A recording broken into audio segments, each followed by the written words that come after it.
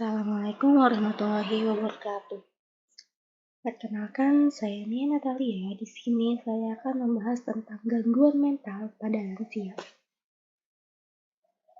Nah, gangguan mental pada lansia itu ada 3. Yang pertama ada depresi, yang kedua ada demensia, dan yang ketiga ada penyakit Alzheimer.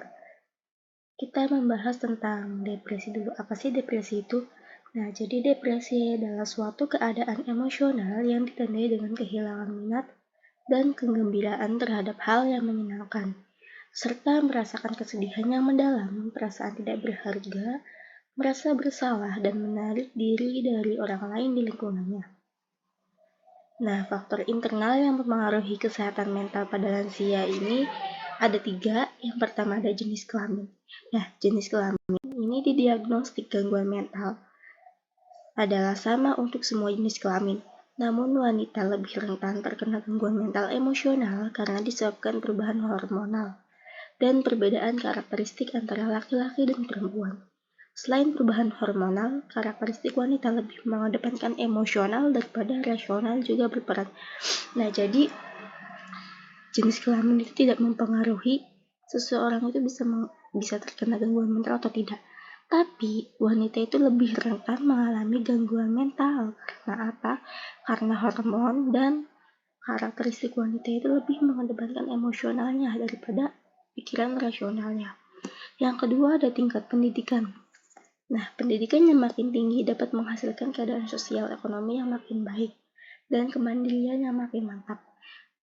Nah, jadi jika di lansia itu sudah memiliki tingkat pendidikan yang tinggi, maka semakin sedikit pula kemungkinan mereka tuh terkena gangguan mental karena mereka sudah mempersiapkan masa tuanya. Yang ketiga yaitu status pekerjaan.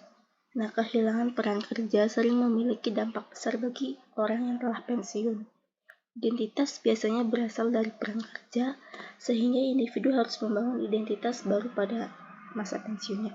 Jadi orang yang pensiun itu lebih rentan mengalami gangguan mental karena apa? Karena dia itu harus mencari identitas baru setelah mereka pensiun. Selanjutnya ada status perkawinan. Dan seseorang yang berstatus duda atau janda tidak menikah itu beresiko hidup sendiri. Nah, di mana hidup sendiri itu merupakan faktor resiko terjadinya depresi pada lansia. Nah, jadi ya orang-orang yang duda atau janda itu lebih rentan mengalami depresi ya karena mungkin mereka merasa sendirian. Selanjutnya ada kesehatan fisik.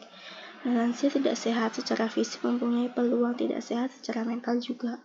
Nah, peluang tidak sehatnya itu bisa 20 kali lebih tinggi daripada lansia yang sehat. Dari hasil survei sebelumnya dilakukan di 60 negara dengan jumlah responden sebanyak 245.404 orang menyatakan bahwa sebanyak 9,3 sampai 2,3% responden yang mempunyai 1 atau lebih mengalami depresi. Jadi orang lansia yang mungkin sakit itu bisa lebih tinggi kemungkinan mengalami depresinya. Orang yang sakit ini bisa lebih tinggi mengalami depresinya bisa 2 kali lebih lipat, 20 kali lebih tinggi dibanding lansia yang sehat fisiknya. Selanjutnya yang kedua itu ada demensia. Nah, demensia adalah gejala terjadinya penurunan memori, berpikir, perilaku, dan kemampuan untuk melakukan aktivitas sehari-hari.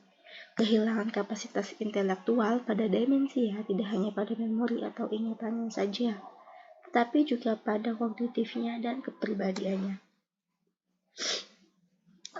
Nah, ada beberapa faktor yang mempengaruhi demensia ini. Yang pertama ada faktor usia.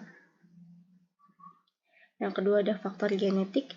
Yang ketiga ada gaya hidup. Yang keempat ada jenis kelamin. Dan yang kelima ada tingkat pendidikan.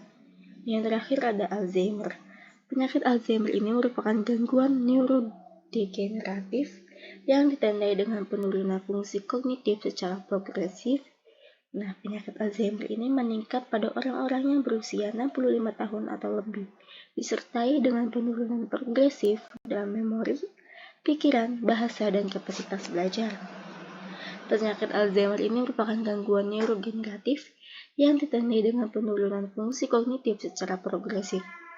Penyakit Alzheimer ini meningkat pada orang-orang yang berusia 65 tahun lebih disertai penurunan progresif dalam memorinya. Nah, selanjutnya ada sikap budaya terhadap lansia. Nah, anggota masyarakat dari kelompok sosial yang lebih tinggi yang tahu bahwa orang usia lanjut memegang kekuasaan terhadap harta kekayaan yang menentukan nasib keberuntungan keluarganya, cenderung untuk lebih menghargai dan menghormati anggota keluarga usia lanjut dalam kelompok sosial mereka.